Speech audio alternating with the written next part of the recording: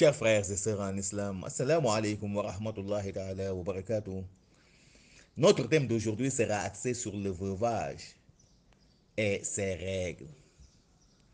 Vous savez qu'en islam, une femme ne peut pas contracter aussitôt un nouveau mariage, juste après le décès de son époux. Il faut qu'elle observe obligatoirement un délai de viduité ou une période d'attente de 4 mois plus 10 jours, suivant bien entendu le calendrier lunaire.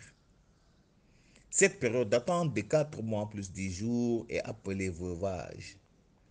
Allah subhanahu wa ta'ala nous dit dans le Coran: وَالَّذِينَ يُتَوَفَّوْنَ مِنْكُمْ وَيَذَرُونَ أَزْوَاجًا يَتَرَبَّصْنَ بِأَنفُسِهِنَّ أَرْبَعَةَ أَشْهُرٍ وَعَشْرًا. Que ceux d'entre vous que la mort frappe et qui laissent des épouses, celles-ci doivent observer une période d'attente de 4 mois plus 10 jours avant de pouvoir, bien entendu, s'engager dans un nouveau mariage. Pour juste vous dire que le veuvage est une obligation prescrite par Allah subhanahu wa ta'ala à toute femme musulmane qui perd son époux. Le veuvage est une pure adoration d'Allah subhanahu wa ta'ala, régie par des règles que toute femme qui perd son mari doit s'y conformer. Les règles sont les suivantes.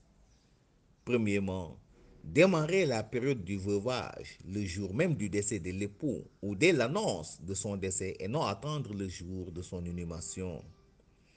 Donc, dès l'instant que la personne rende l'âme, ses épouses doivent aussitôt se mettre en état de veuvage.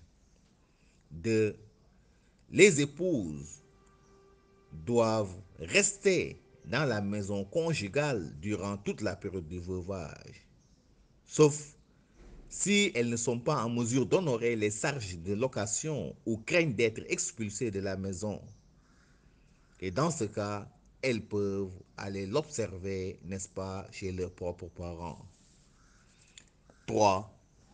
La femme en période de veuvage ne doit sortir du domicile conjugal que par nécessité, comme le fait de se rendre au travail, de se rendre à l'hôpital, de vaquer à ses occupations urgentes, entre autres. 4. La femme en période de veuvage doit éviter tout ce qui a trait, n'est-ce pas, à la coquetterie, comme le fait de se parfumer, de se maquiller et de porter des habits ou des vêtements attrayants. Elle doit tout simplement se contenter d'habits simples.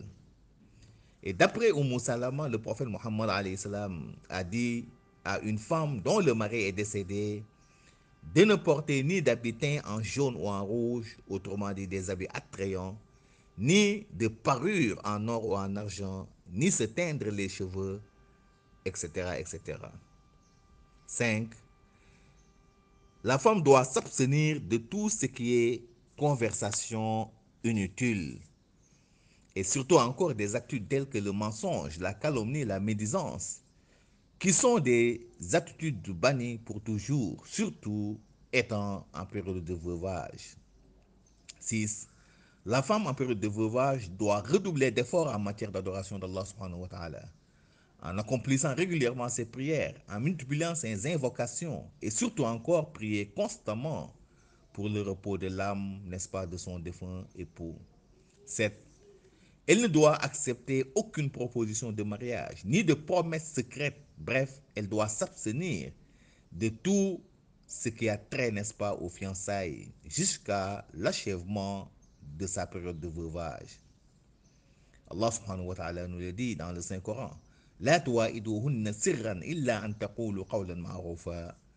Ne vouliez pas à elle par des promesses secrètes avant que ne soit expiré, bien entendu, le délai de viduité. 5. Elle doit se démarquer de toute pratique païenne, comme le fait de ne pas plier ses jambes, euh, comme le fait également de se laver que des jours spéciaux durant la semaine, euh, le fait de porter des habits spéciaux, le fait de sortir, n'est-ce pas, à des heures spéciales, le fait qu'on te réserve tes propres ustensiles, euh, le fait également de ne pas partager, n'est-ce pas, le repas avec les autres membres de la famille, qui sont des pratiques innovatrices, des pratiques purement païennes et qui n'ont aucun fondement de base en islam. Pour juste vous dire que le veuvage est une pure adoration d'Allah subhanahu wa ta'ala. Chers frères et sœurs en islam, nous voilà au terme de notre rappel. Merci et à la prochaine.